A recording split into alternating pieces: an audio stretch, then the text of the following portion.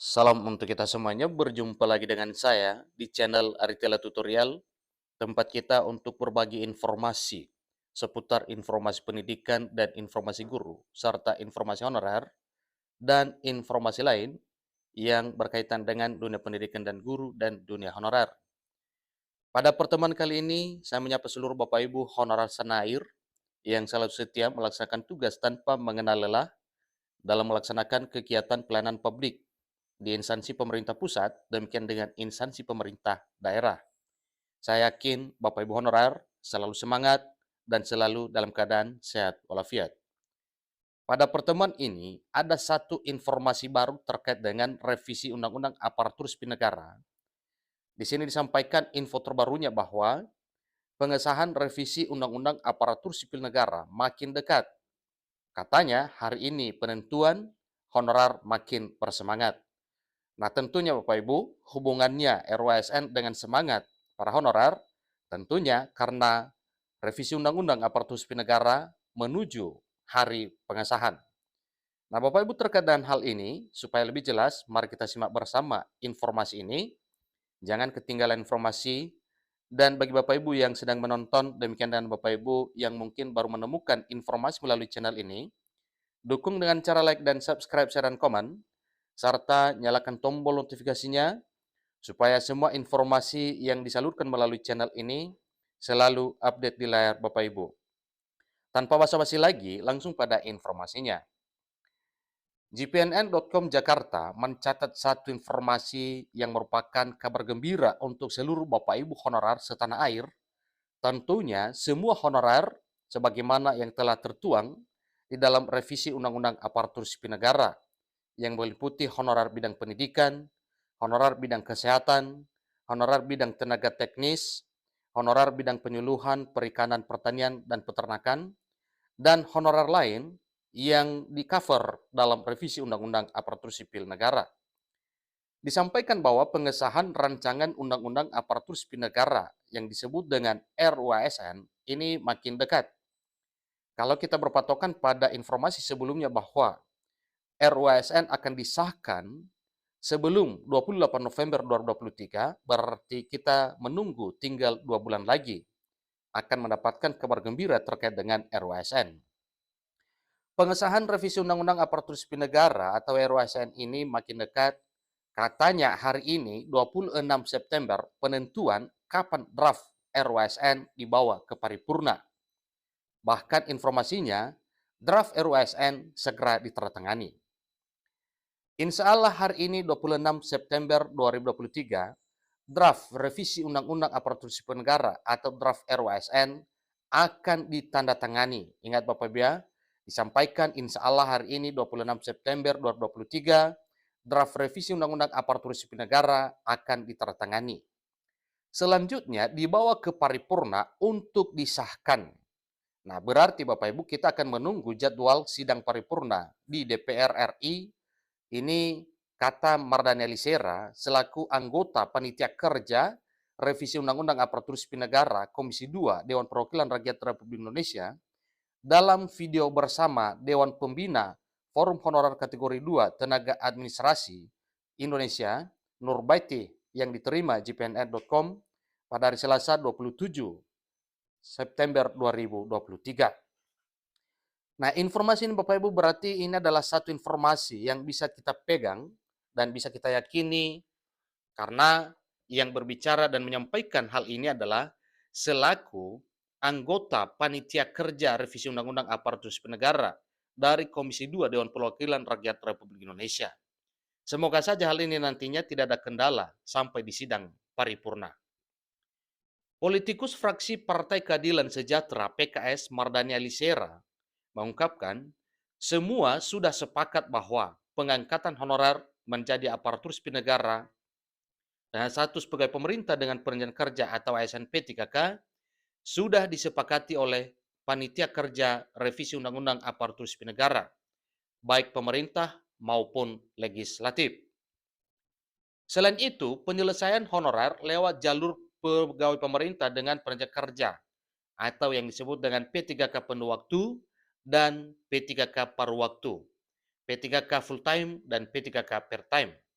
Jadi waktu itu dimaksudkan dalam batang tubuh revisi Undang-Undang Aparatur Sipil Negara, bukan dimasukkan dalam penjelasan.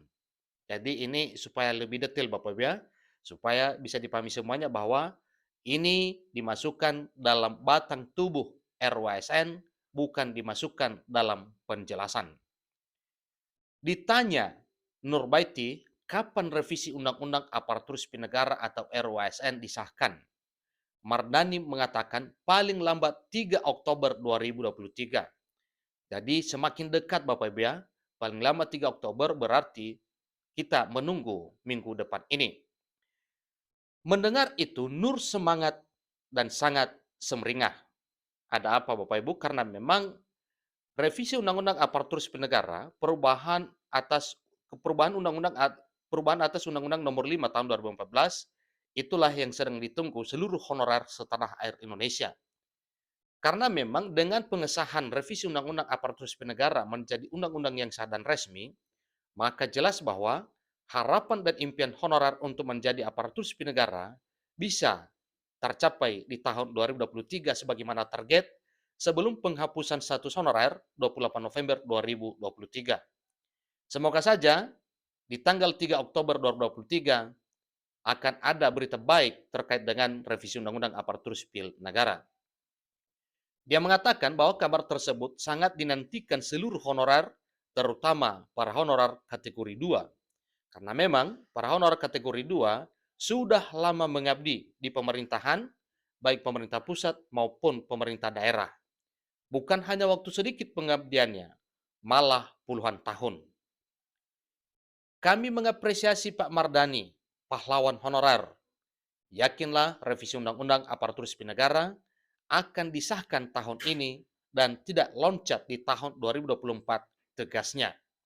Jadi cukup yakin Bapak Ibu dan cukup jelas apa yang disampaikan, baik pernyataan Mardani Alisera selaku anggota Panitia Panja Kerja RUASN dan demikian dengan apa yang disampaikan oleh Nurbaiti selaku Ketua Forum Honorer. Sementara itu, hari ini Raker tingkat 1 pengambilan keputusan revisi Undang-Undang Aparatur Sipil Negara dengan Menteri Penanggulangan Aparatur Negara dan Reformasi Birokrasi, Menpan RB, kemudian Menteri Keuangan, seterusnya Menteri Dalam Negeri, dan Menteri Hukum dan Hak Asasi Manusia atau Menkumham.